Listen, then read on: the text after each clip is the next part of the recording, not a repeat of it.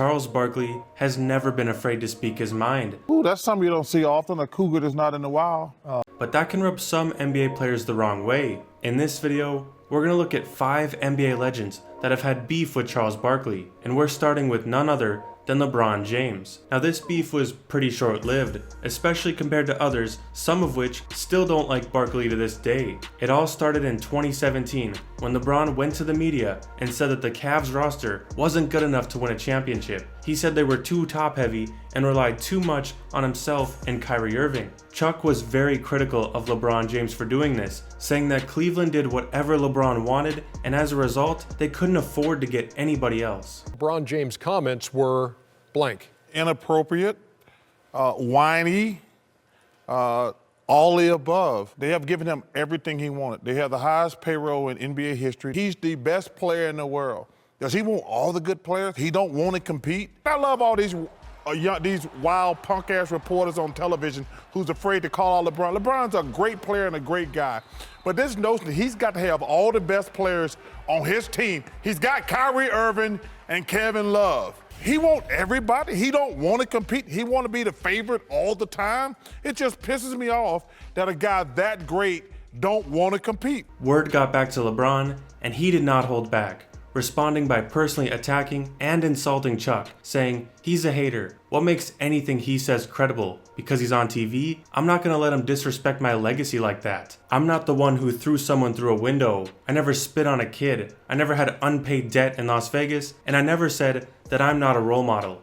Many saw this as an overreaction from LeBron, but you can understand his desire to improve the roster. The Warriors had just gotten Kevin Durant after going 73-9, but to Chuck's point, he didn't go about it the right way, going to the media and complaining about your roster instead of having a private conversation with the management of the team. Nevertheless, Charles Barkley stood by his criticism of LeBron, but he did admit that he was hurt by LeBron's response and how personal it was. Next, we have Kevin Durant, a player Chuck has been critical of for years. After KD joined the Warriors, Charles began criticizing the move, calling him a bus rider and not a bus driver, referring to him not being the leader of the franchise. All these bus riders, they don't mean nothing to me.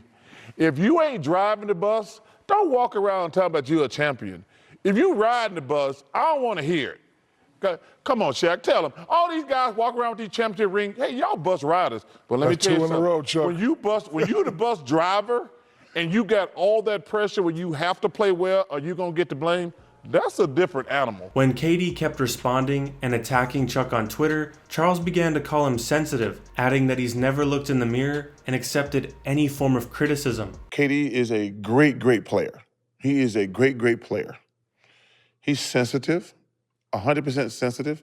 He's gonna have to win a championship without the Warriors to get the old heads respect. Barkley would continue echoing the sentiment, saying that KD's been a follower his entire career and not a leader. Durant would respond again, saying that he's never going to accept anything Barkley says. To this day, the two remain at odds, and it will be interesting to see if Kevin Durant can win a championship outside of Golden State and silence Charles Barkley. Another NBA legend that had issues with Charles Barkley is Kobe Bryant. I came up here in case Charles tried to get tough with my man Kobe at halftime. Issues arose when Kobe carried a bad Lakers team to the playoffs and the media labeled him as selfish. The criticism only got louder in the playoffs when the Lakers managed to get up 3-1 against the Phoenix Suns but lost games 5 and 6. Kobe played well in the first half of Game 7 but refused to shoot in the second half. Charles Barkley was extremely critical of this decision, saying that Kobe was selfish and the only reason he did this was to show how bad his teammates were. Why did Kobe Bryant take 3 shots in the second half? I think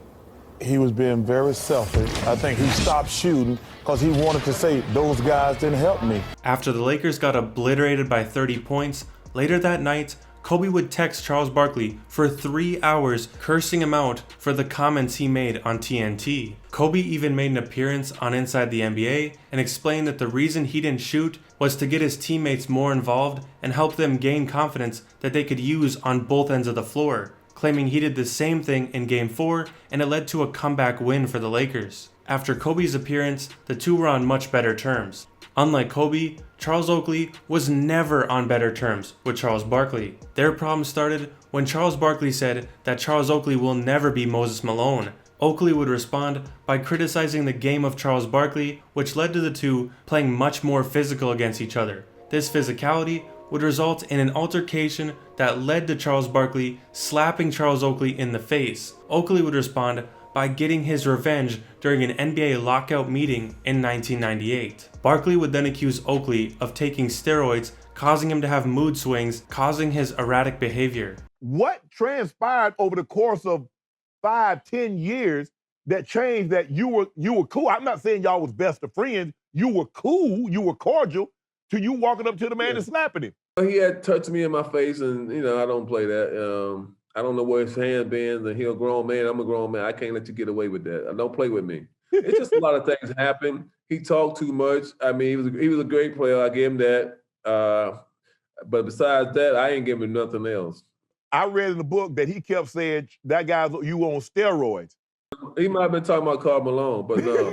The two Charles would never hash out their differences and still aren't on good terms to this day. When he see me, he better go the other way. That's what I'm going to give him that.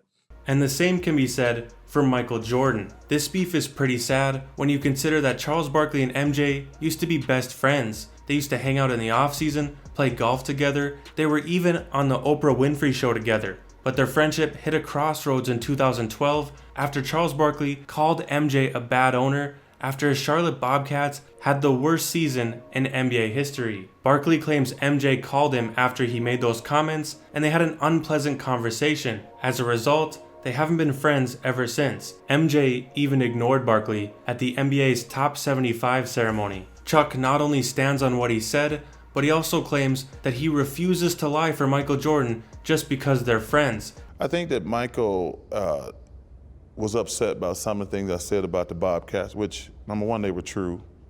I can't, I told you earlier, I'm going to be honest and I'm going to be fair. And the Bobcats, first of all, he's doing a much better job. But, a couple years ago, I want to say 3 years ago, when they were vying for the worst record in NBA history, Michael had not done a good job. And he took it personally, but I always love him like a brother. But I'm gonna do my job first and foremost.